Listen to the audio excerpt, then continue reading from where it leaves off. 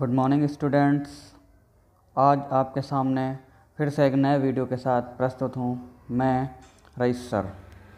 जैसा कि आप लोगों ने अध्यावरणी तंत्र का पार्ट 1 पढ़ा और उसके बाद में पार्ट 2 पढ़ा। पार्ट 1 और पार्ट 2 में हम लोगों ने त्वचा की पूरी संरचना पढ़ ली थी, उसके भागों के नाम पढ़ लिए थे और उसमें किस प्रकार की कोशिकाएं पाई जाती हैं, जैसे मेलानोसाइट्स है, केराटिनोसाइट्स है, इन सब के बारे में हमने डीप स्टडी कर ली थी।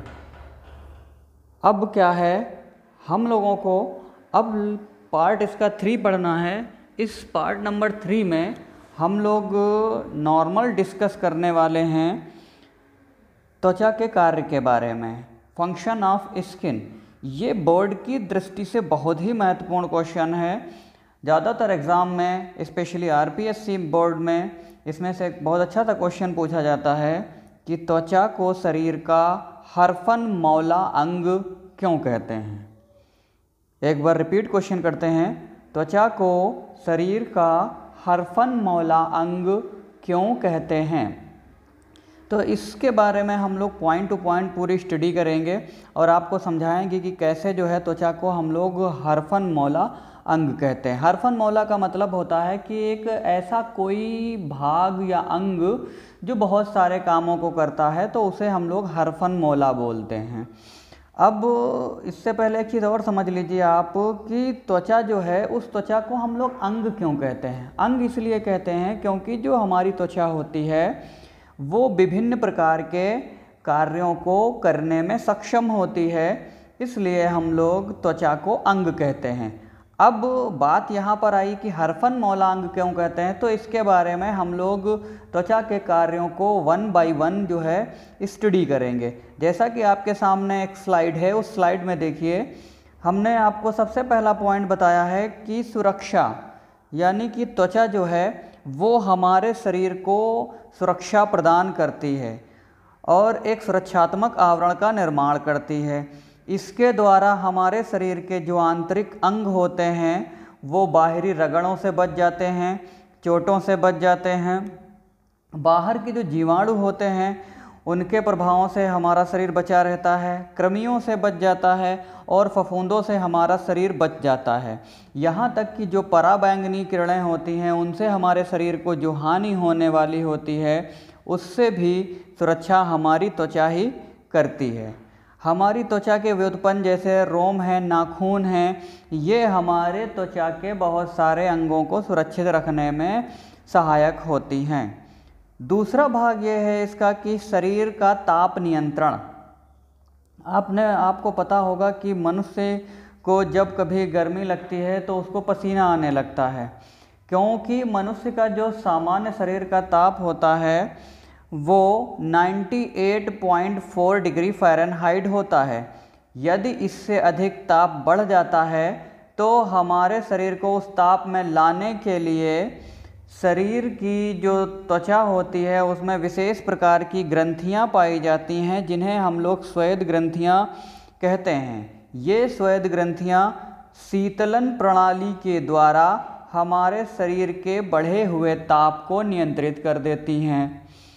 अब शीतलन प्रणाली क्या है, इसके बारे में थोड़ा सा हम लोग समझ लेते हैं। देखिए, शीतलन प्रणाली, जब हमारे शरीर में कभी पसीना निकलने लगता है तो पसीना जो है निकलने के बाद जो वातावरण की वायु है वो जब हमारे शरीर में पसीने के रूप में जो जल उपस्थित होता है उससे टकराती है तो हमारे शरीर का जो टेम्परेचर हो जाता है वो धीरे धीरे कम होने लगता है। इस प्रणाली को हम लोग शीतलन प्रणाली कहते हैं। अब एक इम्पॉर्टेंट चीज़ और ध्यान रखिए यहाँ पर स्टूडेंट्स, कि जो शीतलन प्रणाली होती है उस प्रणाली का नियंत्रण हमारे मस्तिष्क के हाइपोथैलेमस के द्वारा होता है और इससे जो है हमारे शरीर में जो श्वेत ग्रंथियां होती हैं उनसे जो पसीने का निष्कर्षण होता है वो कंट्रोल होता रहता है। जब हमारे शरीर की ये श्वेत ग्रंथियां सक्रिय हो जाती हैं तो पसीने का स्रावण करती हैं। जब स्रावण करती हैं तो वो पसीना शरीर की सतह पर भाप बनकर उड़ता रहता है, जिससे शरीर जो है वो ठंडा रहता है। अब देखिए त्वचा ने दो कार्य किए, एक तो हमें सुरक्षा प्रदान की और दूसरे हमारे शरीर का ताप नियमन किया। तीसरी चीज़ जो है, जो त्वचा है वो हमारे शरीर को आकृति प्रदान करती है। आपने देखा होगा कि बहुत सारे लोग हैं, कोई सुडौल होता है, कोई मोटा होता है, अलग अलग लोगों के अलग अलग शरीर की आकृति होती है। तो ये आकृति या बनावट त्वचा के द्वारा ही संभव हो पाती है, क्योंकि त्वचा में जो वसा के ऊतक पाए जाते हैं वो वसीय ऊतक जो है, या हम लोग ये कह सकते हैं कि जो वसीय स्तर है वो शरीर की आकृति बनाने में बहुत अधिक सहायक होता है। नंबर 4 पे हम लोग बात करते हैं खाद्य संग्रह की। खाद्य संग्रह में क्या है कि जो हमारी अंतर त्वचा या हाइपोडर्मिस होती है, हमने बताया था आपको कि वसीय ऊतकों की बनी होती है। वो वसीय ऊतक खाद्य पदार्थों का संग्रहण करते हैं, और जब कभी हमें ऊर्जा की आवश्यकता होती है, हमारे शरीर को भोजन नहीं मिल पाता है, तो ये वसीय ऊतक जो है हमारे शरीर को भोजन प्रदान करते हैं।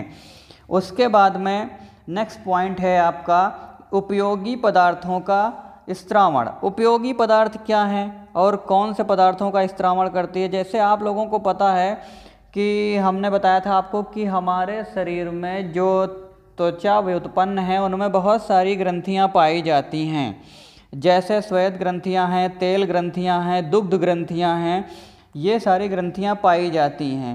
इन ग्रंथियों से तेल का निर्माण होता है, कर्णमोम का निर्माण होता है, दूध का निर्माण होता है, तथा सूर्य के प्रकाश की उपस्थिति में त्वचा विटामिन डी का भी संश्लेषण करती है। इस तरह से बहुत सारे उपयोगी पदार्थ हैं जो त्वचा के द्वारा स्रावित या उत्सर्जित किए जाते हैं। उसके बाद में है नेक्स्ट पॉइंट आपका उत्सर्जन, कि त्वचा किन चीज़ों का उत्सर्जन करती है। तो जैसा कि आप लोगों को हमने बताया कि त्वचा जो है ताप नियंत्रण के समय पसीने का निर्माण करती है। जब पसीना होता है तो उत्सर्जन के रूप में बाहर निकलता है। पसीने में लवण होते हैं, यूरिया होती है और कार्बन डाइऑक्साइड होते हैं। इस तरह से बहुत से उत्सर्जी पदार्थों का हमारे शरीर से त्वचा के द्वारा उत्सर्जन हो जाता है। नेक्स्ट पॉइंट है आपका गमन या लोकोमोशन।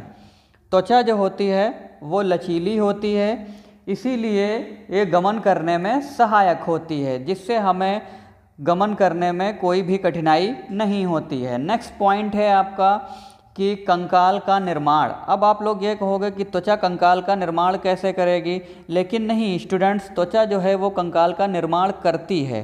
कैसे करती है? उसके लिए हमने आपको पढ़ाया था कि जो त्वचा की चर्म होती है वो संयोजी ऊतकों की बनी होती है, और जो संयोजी ऊतक हैं वो कलाजात अस्थियों के निर्माण में बहुत सहायक होते हैं। उसके बाद में नेक्स्ट पॉइंट है आपका अवशोषण। अब अवशोषण क्या है? अवशोषण का मतलब होता है किसी बाहरी पदार्थ को अपने अंदर ग्रहण कर लेना, अवशोषण कहलाता है। तो त्वचा जो है वो बाहरी पदार्थों को अवशोषण करती है। कौन से बाहरी पदार्थ? जैसे हम लोग जानते हैं कि जो तेल है या वसा है वो जो है हमारी त्वचा के द्वारा अवशोषित कर लिए जाते हैं। जैसे मालिश के समय जो है त्वचा में तेल लगाया जाता है, वो तेल त्वचा के द्वारा अवशोषित करके अंदर जो ऊतक होते हैं उनको पोषण प्रदान करते हैं। तो इस तरह से त्वचा अवशोषण में भी सहायक होती है।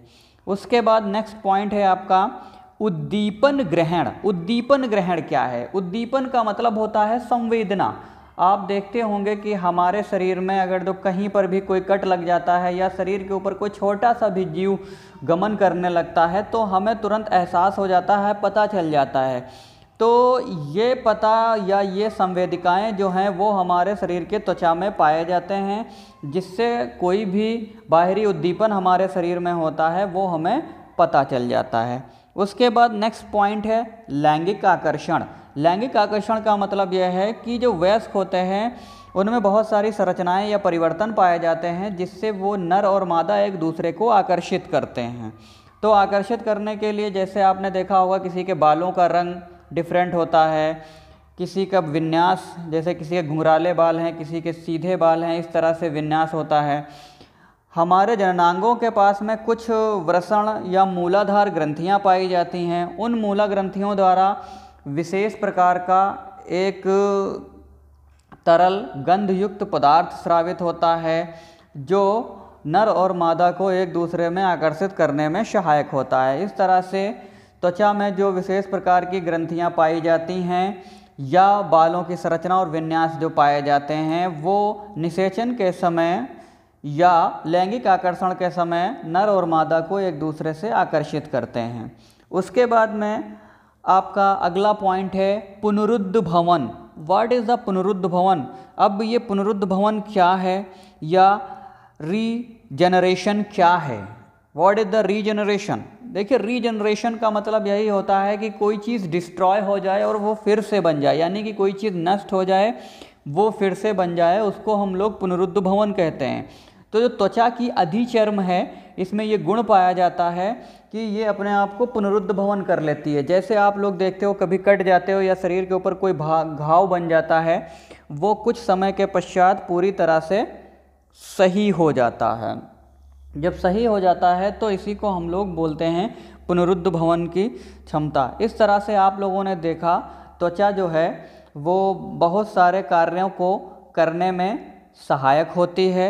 हाँ, जैसे एक और पॉइंट्स हो सकता है इसका, जैसे त्वचा जो हमारी है वो दांतों के निर्माण में भी सहायक होती है। दांतों के निर्माण में सारे भाग नहीं, दांतों के कुछ भाग जो होते हैं उनका निर्माण जो है वो चर्म के द्वारा होता है और दांत जो है हमारे भोजन को चबाने में सहायक होते हैं। तो देखा स्टूडेंट्स, आप लोगों ने त्वचा जो है वो बहुत सारे कार्यों को करती है, इसीलिए हम लोग त्वचा को शरीर का हरफन मौला अंग कहते हैं।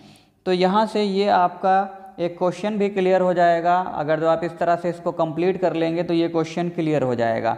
अब हम लोग आगे पढ़ेंगे त्वचा के व्युत्पन्न। ठीक है, त्वचा के व्युत्पन्न में हम लोग रोम के बारे में पढ़ेंगे और उसके बाद में हम लोग जो विशेष प्रकार की कुछ ग्रंथियां पाई जाती हैं त्वचा में उनके बारे में पढ़ेंगे। Thank you students. देखते रहिए हमारे चैनल आर साइंस हब को। लाइक कीजिए, सब्सक्राइब कीजिए और कमेंट बॉक्स में जाकर अगर जो कोई भी प्रॉब्लम्स आती है आप तो तुरंत हमसे सॉल्यूशन ले सकते हैं। Thank you students.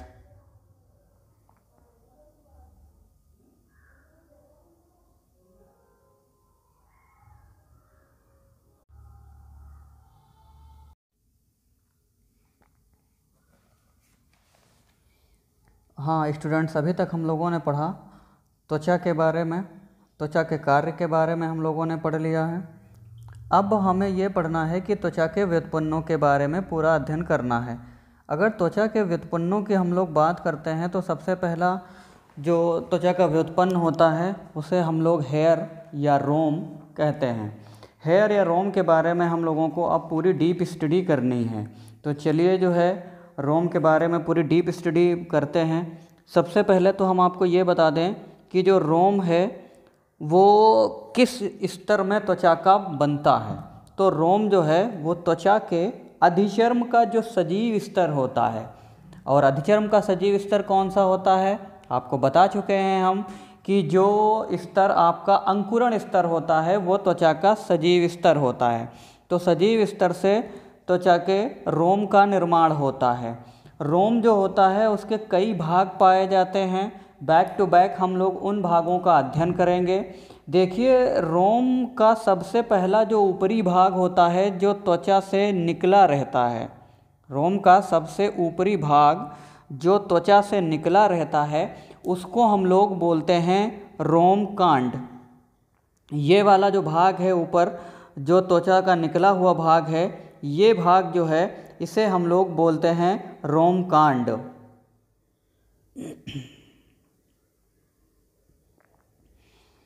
उसके बाद में देखिए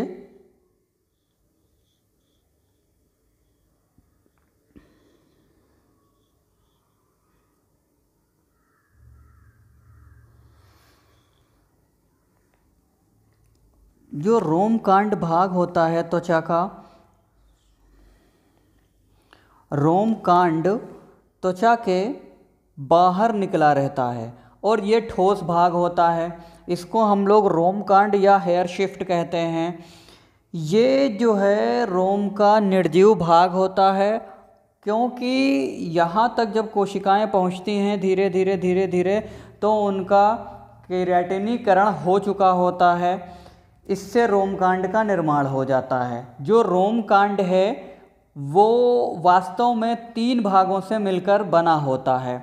रोमकांड को अगर जो हम लोग एक इसका स्तर काटते हैं, इसका ट्रांसफ़र सेक्शन काटते हैं, तो ट्रांसफ़र सेक्शन काटने पर हम लोग ये देखते हैं कि जो रोमकांड है उसका सबसे बाहरी जो आवरण होता है या सबसे बाहरी जो कवर होता है उसको हम लोग उपत्वचा या क्यूटिकल कहते हैं, जो अत्यंत महीन व एक कोशिका का बना हुआ मोटा स्तर होता है। मतलब वो स्तर की जो कोशिकाएं होती हैं वो महीन होती हैं, एक कोशिक होती हैं और उनका मोटा स्तर बना होता है।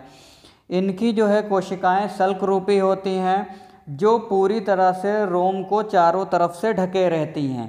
ये रोम का उपत्वचा बनाती हैं, जिसे हम लोग बोलते हैं क्यूटिकल। अगर जो हम लोग इसके अंदर का दूसरा भाग देखें तो जो रोम के अंदर का दूसरा भाग होता है उसे हम लोग वल्कुट या कॉर्टेक्स कहते हैं। वल्कुट या कॉर्टेक्स कहते हैं। जो वल्कुट या कॉर्टेक्स है वो रोम का सबसे इम्पोर्टेंट भाग होता है। क्यों होता है? क्योंकि इसकी जो कोशिकाएं होती हैं इनकी कोशिकाओं में एक रंगा कण पाया जाता है, जिसके कारण बालों का रंग जो है वो काला होता है। अब स्टूडेंट्स, होता क्या है, देखा होगा आप लोगों ने कि बहुत सारे लोग होते हैं जिनके बालों का रंग सफ़ेद हो जाता है। बहुत सारे कुछ जैसे कोई बूढ़े व्यक्ति हो जाते हैं उनके तो बालों का रंग सफ़ेद हो ही जाता है। साथ में कुछ स्टूडेंट्स भी होते हैं जिनके बालों का भी रंग सफ़ेद हो जाता है। तो ये क्यों होता है? क्यों होता है यहाँ पर आप लोगों को क्लियर कर दूँ एक बात, कि जो रंगा कण पाए जाते हैं वो रोम, जो हमारा रोम कांड है उस रोम कांड के वल्कुट भाग में पाए जाते हैं। तो वल्कुट भाग में जो रंगा कण पाए जाते हैं, जब उन रंगा कण का नष्ट हो जाना, यानी कि रंगा कण जब नष्ट हो जाते हैं तो वहाँ पर कोशिकाओं में रिक्त स्थान हो जाता है। जब रिक्त स्थान हो जाता है कोशिकाओं में तो वहाँ जो है वायु भर जाती है। इस वायु के भर जाने के कारण जो रोम होते हैं वो सफ़ेद दिखाई देने लगते हैं। उसके बाद में ये तो बात हो गई आपके रोम कांड की। उसके नीचे अगर जो हम लोग बढ़ते हैं तो सबसे पहला जो भाग आता है वो आपने पढ़ लिया रोम कांड। दूसरा भाग जो होता है इसे हम लोग बोलते हैं रोम पुट्टक। रोम पुट्टक होता क्या है? रोम का जो आधार भाग होता है, जो चर्म में धंसा रहता है, उसको हम लोग रोम पुट्टक बोलते हैं, जो एक थैली के समान संरचना होती है। ये संरचना जो है वो 2 स्तरों का बना होता है। एक तंतुमय बाहरी स्तर होता है, दूसरा अधिचर्म की कोशिकाओं में धंसा हुआ भीतरी स्तर होता है। जैसा कि स्टूडेंट्स आप डायग्राम में देख रहे हैं, यहाँ पर देखिए डायग्राम में आपके सामने क्लियर है कि यहाँ पर देखिए एक इसका बाहरी आवरण मोटा है जिसे हम लोग बोलते हैं रोम पुट्टक। तो ये रोम पुट्टक जो होता है या इसको हम लोग हेयर फॉलिकल बोलते हैं, ये जो है 2 भित्तीय स्तरों का बना होता है। पहला जो स्तर होता है वो तंतुमय बाहरी स्तर होता है और दूसरा स्तर जो होता है वो अधिचर्म की कोशिकाओं से बना हुआ भीतरी स्तर होता है। अब अगर जो इसी चीज़ को हम लोग आगे देखते हैं तो इसके बाद का जो रोम का भाग होता है उसे हम लोग बोलते हैं रोम की जड़। जैसा कि ये देख रहे हैं आप लोग रोम की जड़। रोम की जड़ जो है वो रोम पुट्टक के अंदर का भाग होता है, जो उसके तल पर स्थित रहता है तथा सक्रिय कोशिकाएं इसकी विभाजित होती हैं, जिससे इसका निर्माण होता है। ये जड़ का निर्माण करता है और ये जड़ जो है वो चर्म में धसी रहती है। नंबर लास्ट इसका जो भाग होता है रोम का, उसको हम लोग बोलते हैं रोम पेपिला। रोम पेपिला होता क्या है कि जो रोम पुट्टक होता है उस रोम पुट्टक के सबसे निचले भाग में एक छोटा सा गड्ढा होता है। इस गड्ढे में जो चर्म से रुधिर कोशिकाएं होती हैं वो एक गुच्छा बना लेती हैं। इसी गुच्छे को हम लोग बोलते हैं रोम पेपिला। ये रोम पेपिला क्या करता है, बालों की जड़ों को पोषण प्रदान करता है और उनमें रक्त का निर्माण करता है। तो जैसा कि आप लोगों ने देखा, ये रोम के भाग होते हैं। एक बार फिर से पढ़ लीजिए कि जो रोम होता है उसके निम्न भाग होते हैं। सबसे पहला जो भाग ऊपरी भाग होता है जो त्वचा से निकला रहता है उसे हम लोग रोम कांड बोलते हैं। दूसरा जो नीचे वो फूला हुआ भाग होता है उसे हम लोग रोम पुटक बोलते हैं। तीसरा जो चर्म में धंसा हुआ भाग होता है उसे रोम जड़ कहते हैं। और लास्ट में रोम जड़ में एक छोटा सा छिछला गड्ढा बना होता है। उस गड्ढे में कुछ कोशिकाएं जो होती हैं वो कुंडलित आकार में हो जाती हैं। ये चर्म की रक्त कोशिकाएं होती हैं और जो रोम को जो है पोषण प्रदान करती हैं। इनका जो गुच्छा बना होता है इसे हम लोग बोलते हैं रोम पेपिला। इस तरह से पूरा आपने हेयर का अध्ययन किया। तो फ्रेंड्स और स्टूडेंट्स, आपने देखा कि किस तरह से जड़ का बालों का